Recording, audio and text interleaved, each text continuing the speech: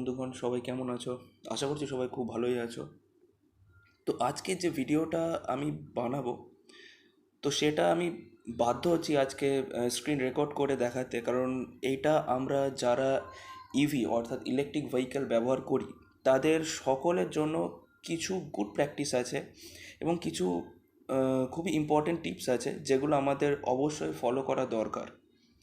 তো আমি এই ভিডিওটাতে যতটা সম্ভব হবে আমি ইভির যেটা মেন হয়, যেটা হচ্ছে ব্যাটারি, তো আমি সেই রিলেটেড সব ইনফরমেশানটা আমি দেওয়ার চেষ্টা করব আমার যতদূর নলেজেবল। প্লাস এখানে যা যা পয়েন্টস দেখা যাচ্ছে এখানে প্রত্যেকটাই আমি স্ক্রিনশট ভিডিওর শেষে আমি শেয়ার করে দেবো, যাতে আমার যদি কোনো পয়েন্ট মিস হয়েও যায় সেটা যাতে তোমাদের নলেজে থাকে এবং তোমরা যাতে ইজিলি সেটা দেখতে পাও। তো এখানে ফার্স্ট এই যে পেজটা আছে এখানে লেখাই আছে special instruction how to use the lithium ion battery in electric vehicle. তো এখানে আমার বেশি কিছু বলার নেই। তো এখানে জাস্ট লেখা আছে, নর্মালি তা একটু বলে দিই, যেগুলো আমার ইম্পর্টেন্ট লাগছে সেগুলো আমি বলে দিচ্ছি, কারণ সব কিছু যদি আমি ওয়ান বাই ওয়ান এখানে বলতে যাই তো ভিডিও অনেক বেশি বড় হয়ে যাবে। তো সেটার জন্য আমি স্ক্রিনশট শেয়ার করে দেবো, তোমরা প্লিজ দেখে নিও। তো এইখানে ফার্স্ট পেজটায় যেটা ইম্পর্টেন্ট আছে, যেমন লেখা আছে যে চার্জিং, এখানে ফার্স্টে যেটা আছে lithium ion battery pack specifications. 48 ভোল্টের জন্য ব্যাটারি যে এইচটা হয় নর্মালি 20 to 30, এখানে 60 ভোল্টের জন্য 26 to 36, 72 ভোল্টের জন্য 28 to 46 ম্যাক্সিমাম। আর একদম নিচে আছে ম্যাক্সিমাম চার্জিং ভোল্টেজ, যেটা 48-এর ক্ষেত্রে হয় 54.6, 60 ভোল্টের ক্ষেত্রে হয় 71.4 অ্যান্ড 72 ভোল্টের জন্য হয় 84.0। অর্থাৎ যখন আমরা কোনো মাল্টিমিটার দিয়ে ভোল্টেজ চেক করব তখন 48 ভোল্টের জন্য এখানে শো করবে 54.6, 60 ভোল্টের জন্য এখানে শো করবে 71.4, ঠিক সেইভাবেই 72 ভোল্টের জন্য শো করবে 84.0। তো এরপর আসছি যে চার্জিং কিভাবে করা দরকার, কোন কোন দিকগুলো বেশি নজর দেওয়ার দরকার। তো আমি এখানকার মধ্যে একটু সব থেকে বেশি ইম্পর্টেন্ট যেগুলো আমি একটু বলে দিচ্ছি, বাকিগুলো তোমরা প্লিজ একটু ফলো করে নিও। তো এখানে প্রথমেই যেটা লেখা আছে,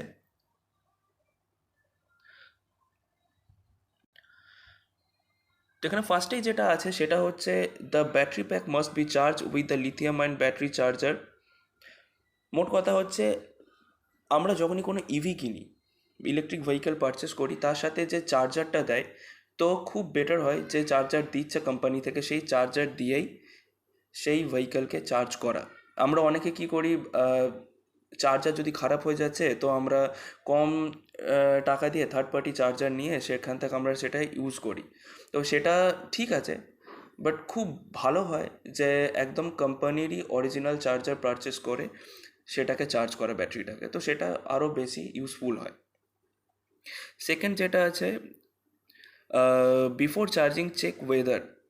অর্থাৎ অনেক জায়গায় দেখা যায় যে আমি যখন ব্যাটারি চার্জ করতে যাচ্ছি তো সেখানকার ওয়েদার বা টেম্পারেচার অনেক অনেক বেশি গরম, অনেক বেশি হাই।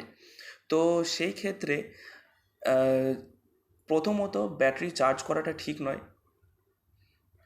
তো সেক্ষেত্রে আমি বলবো একটু টেম্পারেচারটা ডাউন হোক, তখন ব্যাটারিটা চার্জ করলে খুব ভালো হয়। আরও বেটার যেটা হয়, অবশ্যই টেম্পারেচার ডাউন হোক, প্লাস ব্যাটারি যদি রিমুভেবল হয়, নর্মালি লিথিয়াম আয়ন সেল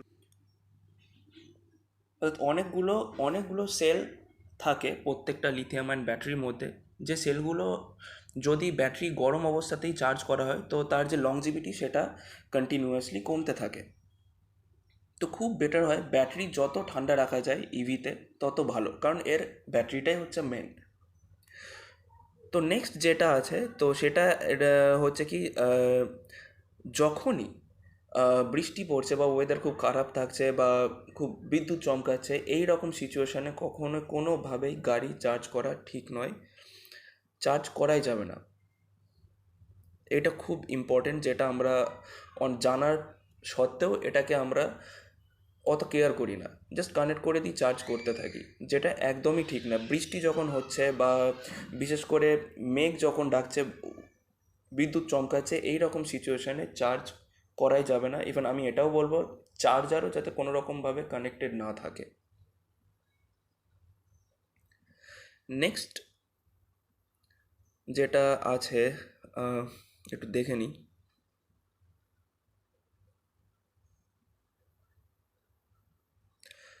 তো এখানে নেক্সট যেগুলো আছে এগুলো অতটা খুব বেশি ইম্পর্টেন্ট না, তবে এটা অবশ্যই তোমরা একটু ফলো করো। আমি নেক্সট পেজে যাই। এবার হচ্ছে ইউজ কিভাবে করব। এতক্ষণ আমরা জানলাম যে চার্জ কিভাবে করা দরকার, তো এবার আসি ইউজটা কিভাবে করব। তবে হ্যাঁ, আমি এইটা শুরু করার আগে একটু বলে দিই ডিসচার্জিং প্রসেসটা কী হয়। লিথিয়াম আয়ন সেল কী হয়, আমি বলবো যদি ব্যাটারি ম্যাক্সিমাম 30% অবধি ড্রপ করছি, দেন চার্জ করছি, তো খুব ভালো কথা। আমরা নর্মালি যেটা করে থাকি যে পুরো ব্যাটারি ড্রেন আউট করব, তারপর ওকে চার্জ করব, এটা আমার মতে করা ঠিক নয়। কারণ লিথিয়াম আয়ন ব্যাটারি যত বেশি বারবার ডিপ ডিসচার্জ হবে তত খারাপ। তো এটা এটা পার্সোনালি আমার এক্সপিরিয়েন্স থেকে বলছি। ইভেন আমি আমার ইভিতেও এটাই করি। আমারটাই যেরকম 6টা বার টোটাল শো করে, তো আমি সেক্ষেত্রে যদি ইমার্জেন্সি না থাকে ম্যাক্সিমাম আমি 4টে বার অবধি ড্রপ করি, লাস্টে 2টো বার থাকা অবস্থায় আমি চার্জে বসিয়ে দিই। আর ইন কেস হয়তো আমি দেখছি যে আমি গাড়ি 1 মাস ধরে লাগবেই না, আমি ব্যবহারই করবো না, তো সেক্ষেত্রে গাড়ি অবশ্যই 15 থেকে 20 দিন অন্তর একবার করে ব্যাটারি ফুল চার্জ করা দরকার। এবার আসি ইউজিং টিপ, কীভাবে ইউজ করা যায় ব্যাটারিকে।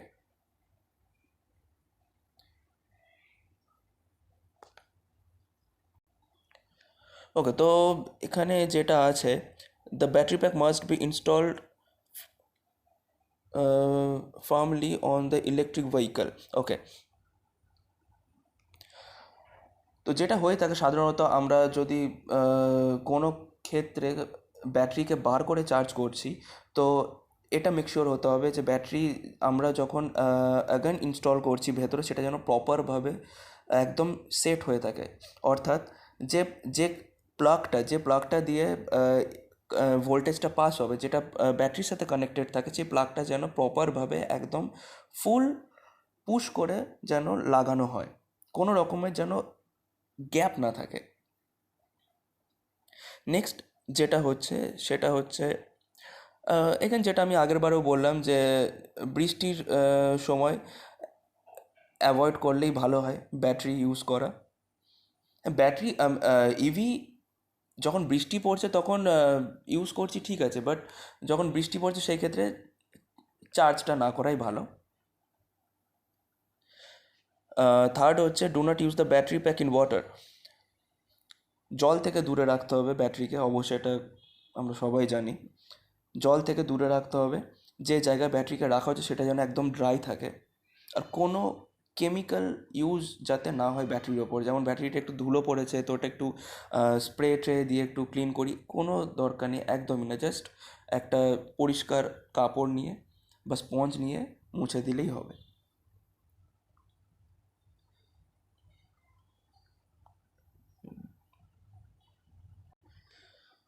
ওকে, তো আর একটা খুব ইম্পর্টেন্ট যেটা, সেটা হচ্ছে নর্মালি ইভি দুজনের জন্যই হয়, কিন্তু সেখানে আমরা মাঝে মাঝে বা প্রায়ই দেখি 3জন পার্সন একসাথে ক্যারি করে নিয়ে যাচ্ছি, যেটা ঠিক না। নর্মালি একটা স্ট্যান্ডার্ড ওয়েট ক্যাপাসিটি থাকে 150 কেজি, তো খুব ভালো হয় সেই লোডটাকেই ফলো করে যদি ইউজ করা যায়। হ্যাঁ, সেক্ষেত্রে 160 ও 170 অথবা 180 ঠিক আছে। কন্টিনিউয়াসলি যদি আমি সেখানে ওভারলোড করে আমি গাড়ি চালাচ্ছি, তো ব্যাটারির ভেতরে একটা ফিউজ থাকে যেটা কেটে যেতে পারে, বা যে বিএমএসটা থাকে অর্থাৎ ব্যাটারি ম্যানেজমেন্ট সিস্টেম থাকে, তার উপর ইফেক্ট পড়তে থাকে। তো খুব বেটার হয় ওভারলোডিংটাকে যত কম করা যায়।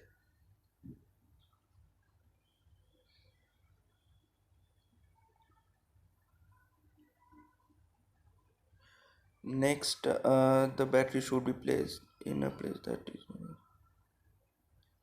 হ্যাঁ, ব্যাটারি যখনই বার করে কোথাও রাখা হচ্ছে অবশ্যই সেটা দেখতে হবে যে সেটা যেরকম ভেজা যেন না থাকে জায়গাটা, সেই সাথে এটাও দেখতে হবে যেন কন্টিনিউয়াসলি সেখানে রোদ যাতে না পড়ে। আমি হয়তো একটা ব্যাটারিকে ঘন্টার পর ঘন্টা একটা রোদে রেখে দিলাম, সেক্ষেত্রে ব্যাটারি হিট হয়ে যাবে, সেক্ষেত্রেও তার লংজিভিটি কমে যাবে। এই দিকটাতে একটু নজর রাখতে হবে।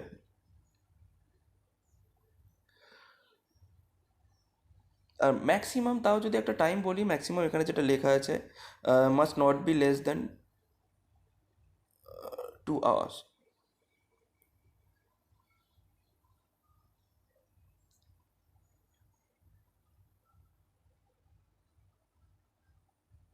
আর এখানে ইলেকট্রিসিটির ব্যাপারে যেটা লেখা আছে, try to avoid using the battery in place with strong static electricity because the static electricity above 1000 volt is easy to damage the charge and discharge protection board। তো অবশ্যই যে যে বোর্ডের সাথে ব্যাটারিকে কানেক্ট করা হচ্ছে চার্জের জন্য, সেটা খেয়াল রাখতে হবে যে ওটার আউটপুট কত আসছে বা কত ভোল্টের হচ্ছে। যদি খুব হাই ভোল্টেজ পাস করে তো ব্যাটারির জন্য খারাপ। ইভেন ব্যাটারি না, যে কোনো ইলেকট্রিক কম্পোনেন্টসের জন্যই খারাপ। সো এইভাবে আরও বাকি পয়েন্টস আছে যেগুলো একটু নিজের একটু দেখে নিও, কারণ এত বলতে গেলে ভিডিও অনেক লেন্থি হয়ে যাবে। তবে যেটা নর্মালি আমরা করে থাকি, গাড়ির ভেতরে একটা এমসিবি থাকে। তো আমরা কি করি, নর্মালি অনেকে যতবার গাড়ি চার্জিং করি ততবার আমরা এমসিবিটাকে অফ করি, অন করি। তো যেটা দরকার নেই, এমসিবিটা সেই ক্ষেত্রে অফ করা যেতে পারে ব্যাটারি বার করার আগে এমসিবি অফ করে ব্যাটারি বার করা। নতবা আমি যদি 3-4 দিন কন্টিনিউয়াসলি গাড়ি আমি ইউজ করবো না, সেক্ষেত্রে আমি এমসিবিটাকে অফ রাখলাম, তাতে ব্যাটারি আর মোটর বা কন্ট্রোলার পুরো ডিসকানেক্টেড রাখে, তো চার্জটা স্টোর থাকে। তবে এরম না যে আমি এমসিবি অফ করলাম না তো কিছু প্রবলেম এসে যাবে, কোনো প্রবলেম নেই, কোনো অসুবিধা নেই। তবে চার্জ করার সময় গাড়ি এমসিবি অন রাখাই ভালো, অফ করার কোনো দরকার নেই। যদি কোনো কিছু শর্ট সার্কিটের ব্যাপার থাকে তো এমসিবি অটোমেটিক্যালি ট্রিপ হয়ে যাবে। তো এবার চার্জারের ব্যাপারে কিছু ইম্পর্টেন্টস বলি। এখানে যেটা আছে, ফার্স্টে do not place anything on the charger while charging. যখন গাড়ি চার্জ করা হচ্ছে তো তখন চার্জারের ওপর যেন কোনো কিছু না রাখা হয়। প্লাস এটাও দেখতে হবে যে চার্জার যেন কোনো রকমভাবে চার্জিং হচ্ছে যখন, তখন যেন কভার না থাকে, অর্থাৎ ওপর ধুলো টুলো পড়বে বলে ওপর থেকে কিছু একটা কভার করে দিলাম চার্জারকে, একদমই না। কারণ যখন চার্জার ইউজ হচ্ছে চার্জিংয়ের জন্য, তখন তখন তার ভেতরে একটা কুলিং ফ্যান থাকে, এক সাইডে কুলিং ফ্যান থাকে আর এক সাইডে নর্মালি ইন্ডিকেশনটা থাকে যে কতটা চার্জ হলো সেটা বোঝার জন্য। তো সে কুলিং ফ্যানটার কাজই হচ্ছে ভেতর যে হিটটা হচ্ছে সেটাকে বাইরে বার করে দেওয়া। তো কোনো রকমভাবে যেন কোনো কভার না করা হয় যখন চার্জ হচ্ছে। নেক্সট যেটা হচ্ছে, do not allow any liquid or metal to enter the charger. Okay, চার্জারের ওপর এগেন যেটা বললাম, কোনো রকমের যেন কোনো লিকুইড ইউজ করা না হয় ক্লিন করার জন্য বা ওয়াশ করার জন্য, কোনো কিছু লিকুইডই চলবে না। জাস্ট নর্মাল কাপড় ইউজ করে সেটাকে পরিষ্কার করলেই হবে।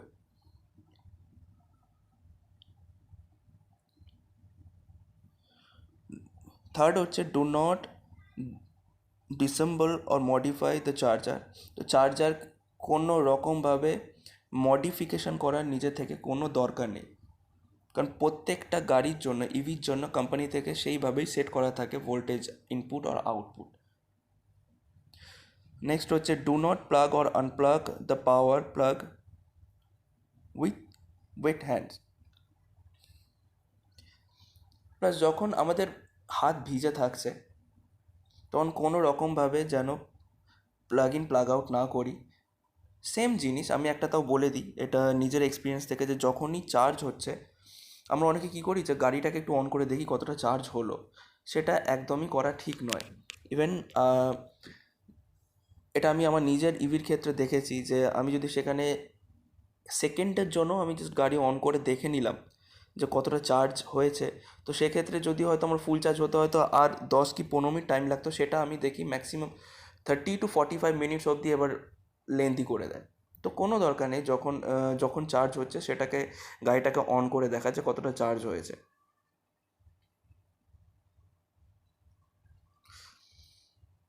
Plus do not touch the charger during thunder and lightning. তো যখন বিদ্যুৎ চমকাচ্ছে বা মেঘ ডাকছে তখন চার্জার কোনো রকমভাবে টাচ করা যাবে না।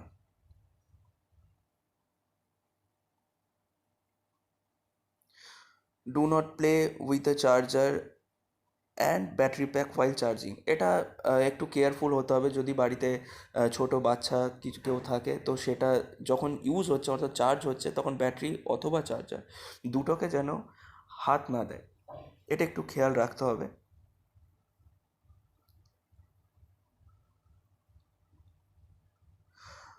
নেক্সট হচ্ছে do not use the charger in unstable place with excessive oil smoke. Okay, তো নেক্সট যেটা হচ্ছে চার্জারটা আমরা যেখানে রেখে চার্জ করব সেই প্লেসটা একটু দেখতে হবে যেন সেখানে একটু অয়েলি ভাবটা না থাকে বা ধুলো বা নোংরা যেন না থাকে, সেটা ক্লিন সারফেস হলে বেটার। চার্জার যখন চার্জ করা হচ্ছে তখন চার্জারটা ডাইরেক্ট সানলাইটে না রাখা ভালো, কারণ আরও বেশি তাহলে হিট জেনারেট করবে, আরও কম সে ভোল্টেজ পাস করবে ব্যাটারিতে। প্লাস নেক্সট যে স্টেপটা আছে ওখানে বলা আছে যখনই চার্জ হচ্ছে চার্জার প্লাস ব্যাটারি, ব্যাটারি যেরকম যত কুল প্লেস অর্থাৎ ঠান্ডা জায়গায় রাখা যাবে তত ব্যাটারির পক্ষে ভালো, সে তত বেশি ফাস্ট চার্জ নেবে। সেম জিনিস চার্জারের ক্ষেত্রেও, যত ঠান্ডা জায়গায় রাখা যাবে চার্জারকে তত সে ভালো কাজ করতে পারবে, তত ফাস্ট চার্জ করতে পারবে। লাস্ট হচ্ছে do not connect the charger to AC power when the output of charger is not connected to the battery back. আমরা যেটা করে থাকি ব্যাটারি চার্জ করার জন্য চার্জারকে আগে যখন বোর্ডে কানেক্ট করলাম বোর্ড থেকে সুইচটা অন করে দিই, তারপর ওই অন অবস্থাতে চার্জারের আদার সাইডটা আমরা ব্যাটারিতে প্লাগ ইন করি বা ইভিতে প্লাগ ইন করি, যেটা একদমই ঠিক না। আগে গাড়িতে ইভিতে প্লাগ ইন করতে হবে কানেক্টার, তারপর বোর্ডে কানেক্ট করে সুইচ অন করতে হবে। তো এইগুলো হলো চার্জার রিলেটেড কিছু গুড প্র্যাকটিস। নেক্সট আসছি ব্যাটারি প্যাক মেনটেনেন্সের দিকে, একটু দেখে নিই এখানেও কি বলা আছে। ওকে, তো এখানে বলছে যে আমরা দৈনন্দিন জীবনে যখন ব্যাটারি চার্জ করছি, রেগুলার যখন আমরা ব্যাটারি চার্জ করছি তখন তার চার্জ করার আগে অবশ্যই ওয়েদার চেক করে নিতে হবে যে কীরকম টেম্পারেচার আছে, কীরকম ওয়েদার আছে, সেটা চার্জের জন্য সুইটেবল কি সুইটেবল নয়।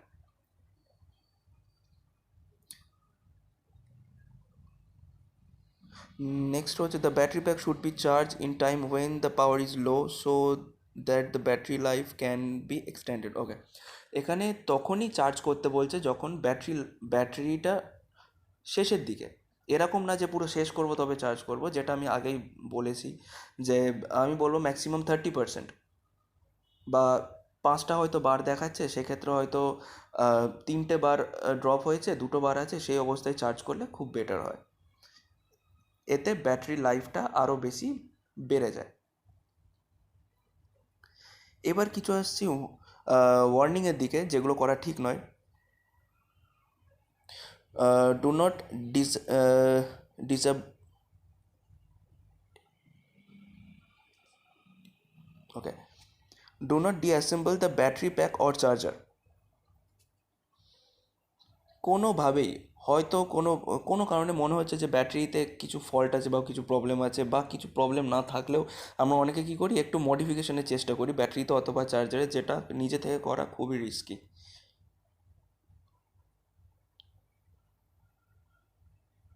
নেক্সট হচ্ছে do not short circuit the positive and negative terminal of the battery. And third one is do not drop, crash, bump or burn the battery. Battery যখনই আমরা বার করে রাখছি সেটা একটু কেয়ারফুলি হ্যান্ডেল করতে হবে, আস্তে আস্তে সারফেসে রাখতে হবে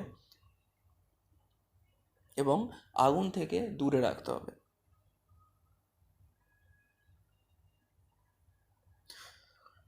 তো এইগুলো কিছু ইম্পর্টেন্ট গুড প্র্যাকটিস যেগুলো আমার মতে এগুলো যদি একটু মেনে চলা যায় তো আমাদের প্রত্যেকের জন্য ইভি খুব শর্ট টাইমে খুব বেশি ইউজফুল হবে ফর লং টার্ম। নেক্সট যেটা আসছে সেটা হচ্ছে typical faults and trouble shooting, অর্থাৎ কী কী অবস্থায় কী কী রিজন হতে পারে। যেমন এখানে যেরকম আছে চার্জার লাইট ইজ অফ, তো এর রিজন কী কী হতে পারে। যে এখানে যে রিজনটা বলছে সেটা হচ্ছে হয় ঠিক মতো ইভিতে প্লাগ ইন হয়নি, বা বোর্ডে হয়তো ঠিক মতো প্লাগ ইন করা হয়নি, নতুবা চার্জার ব্রোকেন হয়ে ভেঙে যেতে পারে। তো এরকম কিছু রিজন আছে, আর এখানে অ্যাপ্রোচ আছে। তো এটা একটু তোমরা দেখে নিও, খুব ক্লিন এবং খুব ইজিলি এখানে বোঝানো আছে। তো আমি এটারও স্ক্রিনশট আমি শেয়ার করে দেবো।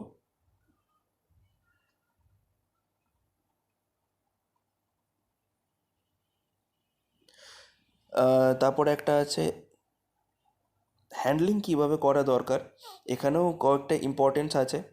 তো আমি এগুলো আর পড়ছি না, ভিডিও অলরেডি অনেকটাই বেশি লেন্থি হয়ে গেছে, তো শুধু শুধু আর লেন্থি করে লাভ নেই। আমি ভিডিও শেষে প্রত্যেকটা পেজের ইন্ডিভিজুয়ালি স্ক্রিনশট আমি শেয়ার করে দিচ্ছি, যাতে তোমরা ইজিলি সেটা প্রত্যেকটা দেখে নিতে পারো। তো আমার যতটা আমার যা যা কিছু ইম্পর্টেন্স মনে হচ্ছে ইভির ক্ষেত্রে, আমি ততটাই বলার চেষ্টা করেছি, দেখাবার চেষ্টা করেছি। অবশ্যই আমি আমার পুরো জিনিসটা নলেজেবল নয়, কিছুটা আমি আমার পার্সোনাল এক্সপিরিয়েন্স থেকেও শেয়ার করলাম। যদি আরও কিছু মনে হচ্ছে এখানে ইম্পর্টেন্স বা গুরুত্ব দেওয়ার মতো, প্লিজ আমাকে নিচে কমেন্ট সেকশানে জানাও। আর আমার তরফ থেকে যদি কিছু ইনফরমেশানে ভুল ত্রুটি থেকে থাকে, তো সেটার জন্য আমি অ্যাডভান্স ক্ষমা চেয়ে নিচ্ছি। বাদ বাকি ভিডিও কেমন লাগলো প্লিজ আমাকে কমেন্ট করে জানাও। যদি ভালো লাগে প্লিজ লাইক করো, শেয়ার করো এবং সাবস্ক্রাইব করো আমার চ্যানেল। Thank you.